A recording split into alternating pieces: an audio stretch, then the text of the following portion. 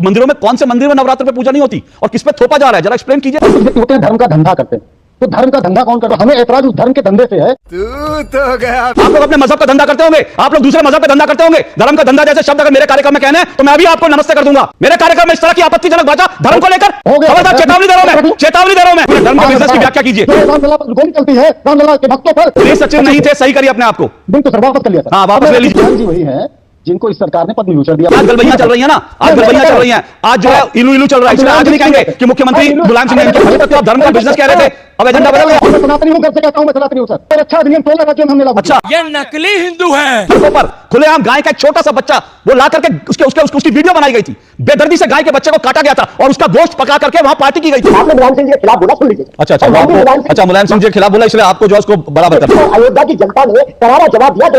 मुलायम सिंह जी वाला कोटा हो गया भाई, आपकी नौकरी सुरक्षित है। मेरे सवाल का जवाब दीजिए। आपकी सरकारें थी और जब रोजा इफ्तार होता था सरकारी पैसे से होता था, तब आपने संविधान की क्या क्या कांख में दबा रखी थी। क्या बात है सर, क्या बात है। दोस्तों यहाँ पर योगी सरकार के एक आदेश से कैसे पूरा ये कांग्रेस पार्टी और समाजवादी पार्टी तिलबिला गया, इस वीडियो में देखेंगे।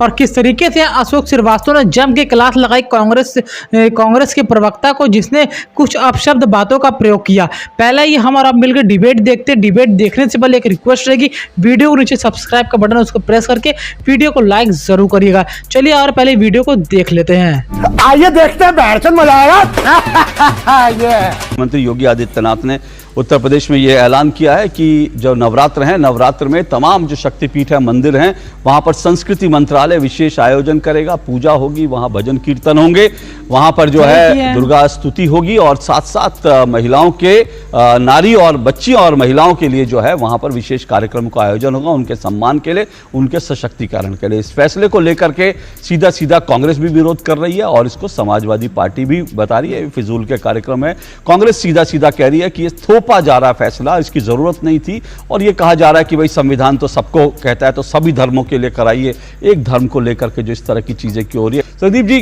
कांग्रेस की तरफ से जो है मैं सुन रहा था आपके प्रदेश अध्यक्ष कह रहे हैं कि भाई ये थोपा जा रहा है, जबरदस्ती की। भाई पूजा किस पे थोपी जा सकती है? और अगर मंदिरों में कौन से मंदिर में नवरात्र पे पूजा नहीं होती और किस पे थोपा जा रहा है? जरा एक्सप्लेन कीजिए, किस पर फैसला थोपा जा रहा है नवरात्र पे पूजा करने का? अबे जल्दी बोल, कल सुबह पनवेल निकलना है। सर एक बात मैं कहना चाहूंगा कि धर्म एक चीज होती है, जो धार्मिक व्यक्ति होता है अपने धार्मिक कार्य करता है, धार्मिक मान्यताएं होती है, और कुछ व्यक्ति होते हैं धर्म का धंधा करते हैं। तो धर्म का धंधा कौन करता है ये मैं बताने की कोशिश कर रहा हूं, और हमें ऐतराज उस धर्म के धंधे से है। और हम जो थोपने वाली बात कर रहे हैं, अजय राय जी ने जो थोपने वाली बात सुनिए, संदीप त्रिपाठी जी सुनिए, अपनी भाषा को मर्यादा में रख के धर्म का धंधा जो है ना, ये शब्द जो है फिल्मी डायलॉग आप कहीं और बोला करिए। या आपके यहाँ मजहब का धंधा करते होंगे आप लोग, यहाँ धर्म का कोई धंधा नहीं करता। आप लोग अपने मजहब का धंधा करते होंगे, आप लोग दूसरे मजहब का धंधा करते होंगे। धर्म का धंधा जैसे शब्द अगर मेरे कार्यक्रम में कहने हैं तो मैं अभी आपको नमस्ते कर दूंगा। मेरे कार्यक्रम में इस तरह की आपत्तिजनक भाषा धर्म को लेकर खबरदार, चेतावनी दे रहा हूं मैं, चेतावनी दे रहा हूं मैं। बोलिए, अपनी बात बोलिए, पूरी मर्यादा से बोलिए। नहीं सर, अगर धर्म के धंधे की ना, बिल्कुल नहीं। धर्म का धंधा आप लोग करते होंगे, मजहब का धंधा आप लोग करते होंगे। छोड़िए ना सर, ये दर्शकों पे छोड़िए सर। नहीं, दर्शकों पे क्यों छोड़ू? मैं दर्शकों पे छोड़ू? मेरा कार्यक्रम है, धर्म का धंधा आप करते होंगे। संदीप त्रिपाठी, धंधा आप करते होंगे। धंधे जैसा शब्द जो है आप लोग यूज करते होंगे, आप लोगों के परिवारों में यूज होता होगा। मेरी डिबेट में शब्द का इस्तेमाल नहीं होगा। चलिए सर, बिजनेस जो है धर्म का बिजनेस, धंधे से अगर आपत्ति है तो मेरी बात आ जाने दीजिए। धर्म का बिजनेस पहले बताइए क्या होता है। एक मिनट, धर्म के बिजनेस की व्याख्या कीजिए, क्या होता है धर्म का बिजनेस? सर हमारे यहाँ के उत्तर प्रदेश के डिप्टी सीएम है केशव प्रसाद मौर्य जी, उन पर एक मुकदमा 2008 में होता है चंदा चोरी का दुर्गा पंडाल से।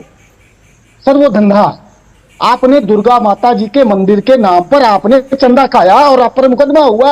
आप अपनी सरकार में मुकदमा 2018 में लेते हैं, ये हुआ सर धंधा। मुझे तुम्हारा मुंह बिल्कुल नहीं पसंद आया। जब जो है रामलला पर गोली चलती है, रामलला के भक्तों पर, तो उस समय वो क्या थे सर? गृह सचिव थे सर। उनको आप जो रामलला का लाकर बना देते हैं और उसके बाद वो गृह सचिव, एक मिनट संदीप त्रिपाठी अपने फैक्ट चेक कीजिए, वो गृह सचिव नहीं थे उस वक्त, फैक्ट चेक कीजिए। सचिव थे सर। हाँ, गृह सचिव नहीं थे, गृह सचिव नहीं थे, थोड़ा सा पढ़ लिख कर रिसर्च करके आया करिए। गृह सचिव नहीं थे, सर, अरे सर मोदी जी तो हूं नहीं, गृह सचिव नहीं थे, टेलीप्रॉम्प्टर से नहीं बोल रहा हूं सर, मिस्टेक हो गई। गृह सचिव नहीं थे, सही करिए अपने आप को। बिल्कुल सर, वापस कर लिया सर। हाँ वापस ले लीजिए, ठीक है ना, इसीलिए मैं कह रहा हूं, सुनिए, अभी आपने वापस लिया ना, मैं अपने दर्शकों, एक मिनट, दर्शकों को मैं इसी तरह से फेक नैरेटिव बनाया जाता है कि वो गृह सचिव थे, एक सरकार में कई अधिकार। आप रुकिए एक मिनट, मैं आपको मौका दे रहा हूं, रुकिए एक मिनट। ये कैसे आदमी तूने पाल रखे हैं तेजा? इसी तरह से फेक नैरेटिव बनाया जाता है, और आपने मेरे कार्यक्रमों में ये शब्द समाजवादी पार्टी और कांग्रेस के लोग 36 बार कह चुके हैं वो गृह सचिव थे, उन्होंने गोली चलाने का ऑर्डर दिया, और मैं उनको 36 बार टोकता हूं, और 36 बार उनकी जानकारी गलत निकलती है। एक सरकार में कई सचिव होते हैं, जो उस वक्त गृह सचिव थे, जो उस वक्त मुख्यमंत्री थे, मुख्यमंत्री ने गोली चलाने का ऑर्डर दिया, ये नहीं कहेंगे संदीप त्रिपाठी, क्योंकि आज गलबैयां चल रही है ना, आज गलबैयां चल रही हैं, आज जो है इलू इलू चल रहा है, इसलिए आज नहीं कहेंगे कि मुख्यमंत्री मुलायम सिंह ने इनकी आवाज नीचे करी। एक मिनट, आज नहीं कहेंगे कि मुख्यमंत्री ने दिया था, आज गृह सचिव उनको, और वो गृह सचिव भी झूठ बोला, उनका झूठ मैंने एक्सपोज कर दिया। एक सरकार में कई सचिव होते हैं, लेकिन अगर गोली चली थी 90 में कार सेवकों पर, तो उसके लिए सीधा सीधा मुलायम सिंह यादव जिम्मेदार थे, उसके लिए सीधा सीधा कोई अगर दूसरा जिम्मेदार था तो उस वक्त वहां के जो होम सेक्रेटरी थे वो जिम्मेदार थे, जो नृपेंद्र मिश्रा नहीं थे।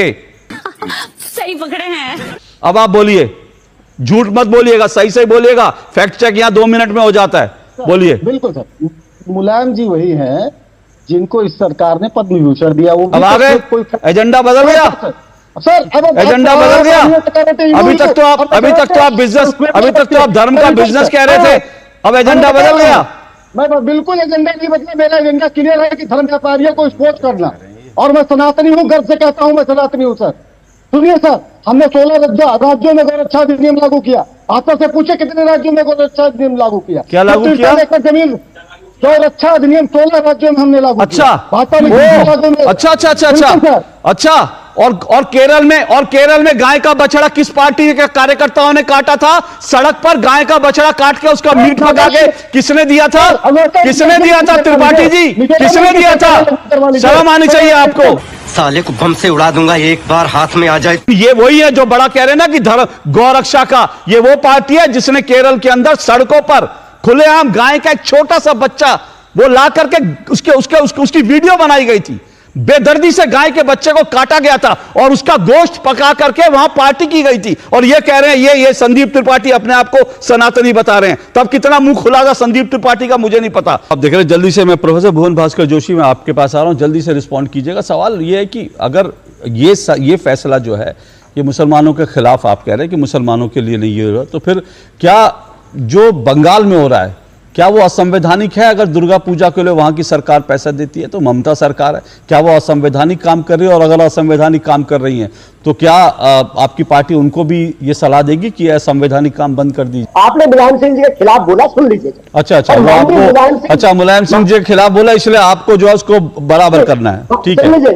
हाँ, वो पार्टी, मैं समझता हूं सर, आप लोगों को पार्टी में हिसाब किताब भी देना पड़ता है। देखो मुलायम सिंह जी पे बोला तो मैंने जो है ऐसे पलटवार किया, मैंने तोते उड़ा दिए, मैंने एंकर किया, वो मुझे मालूम है। चलिए 1 मिनट बोलिए, 1 मिनट आप अपना स्कोर ठीक कर लीजिए, पार्टी में स्कोर ठीक कर लीजिए। खतरनाक माननीय मुलायम सिंह जी को इस संविधान में, इस देश के कानून में कोई सजा नहीं।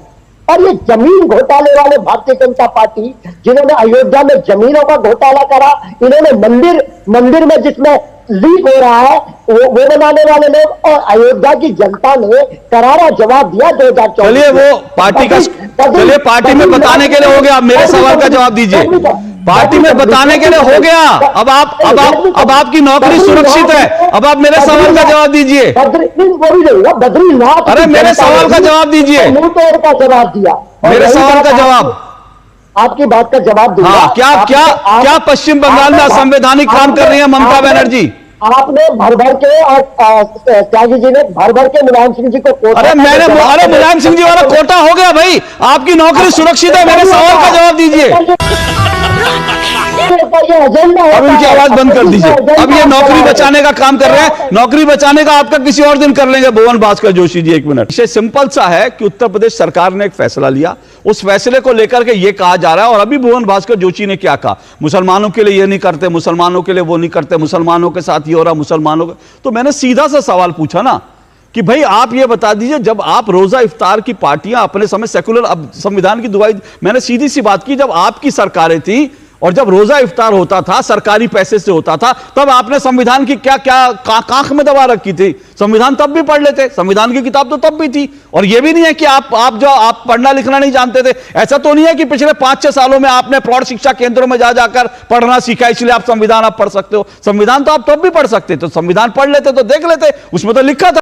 तो दोस्तों आप लोगों ने डिबेट देखा यहाँ पर किस तरीके से अशोक श्रीवास्तव ने कांग्रेस प्रवक्ता और समाजवादी प्रवक्ता को धो डाला। यहाँ पर जब कांग्रेस प्रवक्ता कहती है कि धर्म का धंधा करते हैं योगी सरकार, तब देखिए ये बात बड़ी गलत लग रही है। धर्म का धंधा शब्द यहाँ पर नहीं इनको लेना चाहिए था, भले ही कुछ और शब्द लेकर बात करते, पर इनको धर्म का धंधा नहीं बोलना चाहिए था। हालांकि कौन धर्म धंधा करता है, यहाँ पर योगी सरकार ने जब ये आदेश किया कि नवरात्रि पर कौन सा सीमन शक्ति दुर्गा समिति के तहत सभी जगह पूजा होगी, तो ये कौन सा बहुत बड़ा धर्म का धंधा हो गया। हालांकि पूजा तो हर मंदिर में होती है नवरात्र में, और ये पूजा एक अलग तरीके से आदेश के द्वारा हो रही है, तो इसमें कहाँ से धर्म का धंधा हो गया। तो यहाँ पर कांग्रेस पार्टी को जम करके अशोक श्रीवास्तव ने जब धोया ना, तो ये देखने को था। अशोक श्रीवास्तव एक ऐसे पत्रकार ना जो किसी से नहीं डरते और साथ साथ सबको धोते हैं लगातार। जो गलत बोलता है, चाहे वो जिस भी पार्टी का हो, इनसे उनसे मतलब नहीं रहता है। बस अगर वो गलत चीज बोलेंगे तो धो डालेंगे और सीधा मुंह पर बोलते हैं। और इस तरीके की बात जो यहाँ पर बोली ना, जब कांग्रेस समाजवादी प्रवक्ता को जब बुरा लगा कि आप मुलायम सिंह के बारे में ऐसा क्यों बोल रहे हैं, तब देखिए उनको भी कड़ी खोटी सुनाई और कहा कि आपका कोटा पूरा हो गया, यहाँ पर आप लोगों ने अपना नौकरी आप बचा लिया। आप लोगों ने देखा वीडियो, कितना सटीक बात करते हैं अशोक श्रीवास्तव जी का डिबेट ना, देखने लायक रहता है, मजेदार रहता है। इसलिए आप इस डिबेट को सभी तक शेयर करिएगा ताकि सब लोग ये वीडियो देख सके और सब लोग देख सके किस तरीके से अशोक श्रीवास्तव जी को सैल्यूट है कि इतना अच्छा वो डिबेट करते हैं। भाई दोस्तों आपको ये वीडियो देखकर कैसा लगा? यहाँ पर आप लोग धर्म के धंधे में जो बात की है उस पर आप लोग गुस्सा आया कि नहीं आया? मुझे तो बहुत गुस्सा आया कि इस तरीके का अपशब्द वाली बात वो नेशनल मीडिया पे कर रहे हैं, ये बहुत गलत बात है। भाई दोस्तों आप लोग से रिक्वेस्ट है कि वीडियो को लाइक, चैनल को सब्सक्राइब और वीडियो को शेयर जरूर कर दीजिएगा ताकि हर एक मोबाइल में, हर एक घर में ये वीडियो पहुँचना चाहिए। ये हमारी और आपकी जिम्मेदारी है। चलिए मिलते हैं किसी और दिन किसी और वीडियो में। जय हिंद, जय भारत माता की।